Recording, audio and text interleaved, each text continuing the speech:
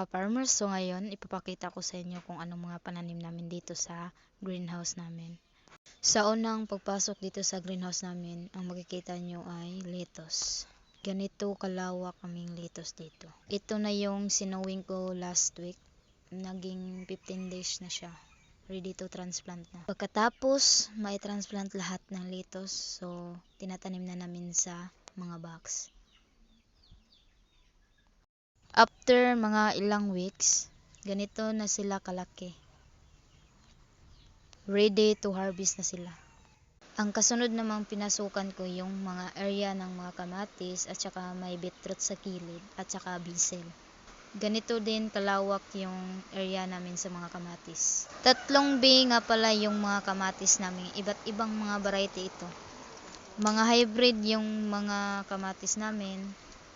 Lahat ng mga pananim dito mga hybrid. Yang nasa gilid, beetroot yan at saka mga flower. Yang flower nakita nyo, mabibinta rin yan. So, ganito kalawak.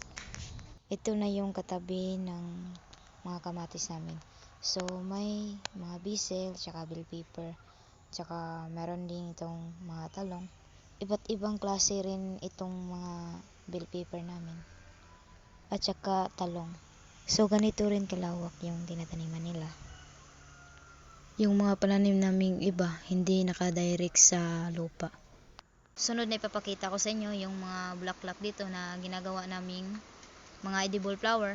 Nabibinta ito sa mga restaurant. Merong mga bumibili dito. Iba't ibang klase yung mga bulaklak namin dito.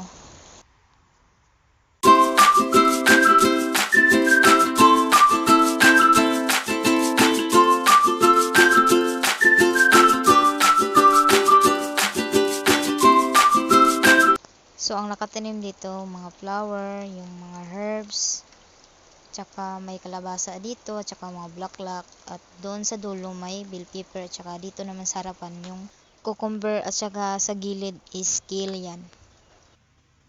So, meron din kaming mga celery, tsaka yung katabi niyan, bulaklak rin yan. Dito naman na area, meron din kaming curly kale. At saka yung katabi nito is peppermint at saka mga spearmint at saka bulaklak. So ganito kalaki na yung oregano namin. Madami na siya. And the last na ipapakita ko sa inyo yung rosemary at saka basil.